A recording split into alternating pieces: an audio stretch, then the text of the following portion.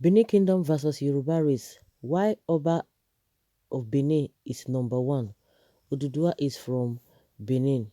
For those who are conversant with all these stories, we just want to hear from you because, like we've noticed that a lot of disjointed history stories here and there. Some will say, "Oh, this is what happened." Some will say, "Oh, this is not what happened." But let's just go through this article, and at the end of the day, we would like to hear from you what you think about this whole thing. In the meantime, Izoduwa, whose name was initially corrupted to Ijoduwa, called his new community Ure, which is rebirth, and his new home, Ile-Ife, successful escape, which is subject corrupted to Ile-Ife. He had acquired the Yoruba title of Oni, and his subjects were according to him great reverence as their ancestor because they believed he was a deity and the direct descendant of Oludumare. The notion was strengthened because Izoduwa looked skywards on the rare occasions where when he had to mention his father's name, Ugiso. They assumed he came directly from the sky, so his banishment linked with his godson, Igodomigodo lineage never had to be raised or revealed to his Yoruba subjects. As his fame spread among the Yoruba communities far and wide and the spiritual leader of the Ifa divinity, his name was corrupted to Oduduwa. Izoduwa had 8 children and his first was a son by a Yoruba woman called Okanbi. This son was called Omonoyan, meaning precious child, which the Yoruba corrupted to Oromiyan. Oh. The Ifa myth of creation draws significantly from the Benin and Egyptian corpus. It claims that Olodumare sent his son, Orunmila, another name from Oduduwa, from heaven on a chain carrying a 5-legged cockerel, a palm nut and a handful of earth. Before then, the entire earth surface was covered with water. Oduduwa scattered the earth on water. The cockerel scattered it with its claws so that it became dry land. The palm nut grew into a tree representing the 8 crowned rulers of Yoruba land. Oduduwa had 8 children who later dispersed to found and rule other Yoruba communities. The Yoruba myth of creation is community-based, confirming linear relationship with its earth-based Benin and universal-based Egyptian mother sources. In the morning after the Oliha search party had decided to terminate their mission, 2 young females in the camp, Osayi and Emozi, talked to young males in the camp, Sokmuwu and Idahi, to go a hunting for the youth to prepare a lavish returning home party for the elders. The young men were arrested in the forest by a crowd of hunters who did not understand their language and assumed they were enemies planning evil. The captives' hands were tied as they were being led to the place the youth were gesturing they came from in the woods. Uliha, Eholo, and Edohe were surprised when the hunters descended on them and arrested everyone in the camp. They were taken to meet Oduduwa, the Oni of the community. Oduduwa suspected they were Igodo people, but he did not know any of them. The leaders of the captives too felt that there was something familiar about Oduduwa. He looked like his father, huge, fair in complexion and masculine. Oduduwa instructed Ilowa and the others to treat their captives well, let them have their bath, give them food and let them rest for the night. I want to see their leaders again in the morning. I want to interrogate them. In the morning, the village elders were surprised that Oduduwa could converse with the captives and concluded that gods are capable of anything. Men of Igodo, Oduduwa said presently in Igodo language, we meet again, but at a strange place and in a strange circumstance. Welcome to our sanctuary. Now, who are you? What do you want? How did you get here? His manner of address and the mention of Igodo convinced the captives that they were indeed in the presence of Ekala Dahan. Thus persuaded, Olia felt at ease to speak. Hail, noble one, you are right. We are men of Igodo. I am Oliha. This here is Edohe, and the next is Eholo. We left home some 4 months ago in search of Ekaledahe Novi Ugisu.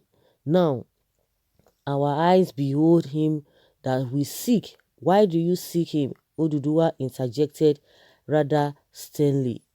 Oliha took his time to explain what had happened in Igodo since Ekaladahe's father died and said that they had been in search of him to invite him to his father's vacant throne. That since the father died, anarchy, hunger, and diseases had become the order of the day in Igodo, with powerful chiefs fighting each other to occupy the throne. That an old man, Evian, took over, but he died and his son wants to succeed him. That Evian was not of royal blood, only the son of Ogisu succeed Ogisu. Oduduwa, after listening alternatively, said, I will not dwell too long on contemplation before responding to your request. My age and these new situations prevent me from going back with you, but I will not desert Igodo in her hour of need. I will give my son to you if you wish. After all, he is my blood. He is therefore of the royal line of Owodo, your last Ogisu. But before I release my son to you, you will have to submit yourselves to a test. If you pass, it will be proof that you will be able to look after him. I will present your matter to my people tomorrow, and after that, you will take the test. For the test, he gave the 3 leaders allows each to nurture for 3 months. If they bring back healthy, I will be convinced that you will take care of my son. Oduduwa said and turned to Iloa, Esidare, and Obamiri. Separate them into 3 groups and each of you take a group home for the 3 months they would be with us for the test. Give them good accommodation and hospitality. None of their group is to meet with the other until they come back here in 3 months' time. Olia's groups went with Iloa to his house, and one of Olia's boys wrapped the house in a cocoyam leaf and put it under a water pot. Elowo's group followed Eshindade home, and after racking brains with his men, decided to keep the Laos in a guard. Olia, who followed Obameri home, decided that his Odewinge would keep the Laos in his bushy hair. Do not have a bath or a haircut until further notice, he told him. In the meantime, Oromiyan was protesting against being sent to the strange land with the strange people. Why not send someone else, Dad? The father decided to tell him his secrets and insisted he kept it to himself. It is not a strange land, it is our ancestral land, he concluded. Oromiyan was pleased to be taken into confidence by his father and promised to do honor to the family name in Igodo. After 3 months, Izoduwa, surprised at the level of preservation and development of the lies, concluded that in the idiom Isen could so adequately take care of the lace, his son was likely to be in good hands. In the meantime, many ordinary people in Igodomigodo were not excited about the prospect of an Ife prince ruling them and also did not consider the Igodomido's stool vacant. A rebel was on the throne and he was warning the people of Igodomido against what he described as Ogiame Amioba, meaning it is an Uge that rules Igodomido and not an Oba. In protest against the intrusion of Ife Prince, the word Ogiame then became the nickname of Irebo and subsequently the hereditary title of the ruler of Irebos Igodomido. Oromiyan's intervention in Igodomido was around 1170 CE. Ogemi Irebo prevented Prince Oromiyan from entering the heart of Igodomido kingdom. The Edionse built a palace for Prince Oromiyan at Usama. The Yoruba prince refused to fight Ogiame, unable to bear the animosity for too long. Oromiyan renounced his office and called Igodomido Ile Binu, meaning a land of annoyance and vexation. He, he declared that only a child of the soil, educated in the culture and traditions of Igodomido, could rule the kingdom. Prince Oromiyan, on his way home to Ife, stopped briefly at Ego, where he pregnated Princess Eriwinde, the daughter of the Enoge of Ego. Enoge-ship was created by the Ugiso dynasty. Ego was dukedom and the Enoges of dukedom were usually relatives and siblings of Igodomido monarchs. Many members of the Guild of Royal Drummers whose ancestral home was at Ikpema quarters in Benin City, were allowed to settle in Ovia territory of Ego by the Enoge on the instructions of the Igodomido monarch at the time. Therefore, Oromiyan's choice of the Enoge of Ego's daughter on his way out of Igodomido could not have been a casual decision and may have been arrived at through divination and with the connivance of the Edionse. There was a strong link with the Igodomido royal family. Oromiyan left 3 of his chiefs behind to take care of the pregnant princess. The 3 chiefs were Ihama, Letama, and Legama. Judging by Oromiyan's understanding of the intricacies of Igodomido traditions and culture, it is very likely that the ancestors of the 3 chiefs, like his son, were soaked in Igodomido mores. Ihama, the leader of the chiefs, was definitely an Edo chieftaincy title. Oromiyan, after his Igodomido experience, went on to establish the first Alaafin dynasty in Oyo. Apart from the seed he sowed in Benin, he eventually fathered 2 younger sons, Ajaka and Shango, who succeeded him in turn as the Alaafins of Oyo. Ihama and the 2 other Oromiyan chiefs in Ile-Ife, Binu, successfully supervised Princess Eriwinde's pregnancy and her eventual delivery of a baby boy who was speechless at birth, but who from early years loved playing the game of marble.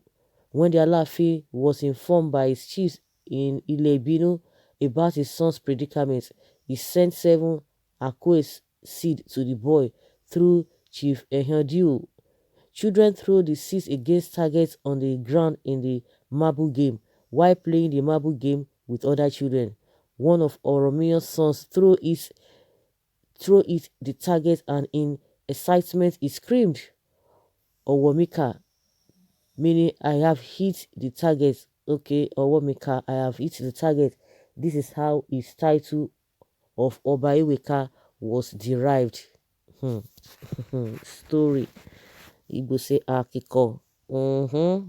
Okay, let's hear what people are saying concerning this. Someone says everybody knows that Oba of Benin is superior to all the Yoruba Obas joined together. Okay. In what area? The traditional institution in Yoruba land originated from Benin Kingdom. In fact, Yoruba originated from Benin. Okay. I so much like Yorubas handed by Oni.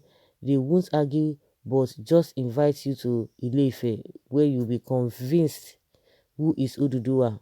Okay. So I say, would they write this kind of topic again? The headline is so It's not really what it's supposed to be.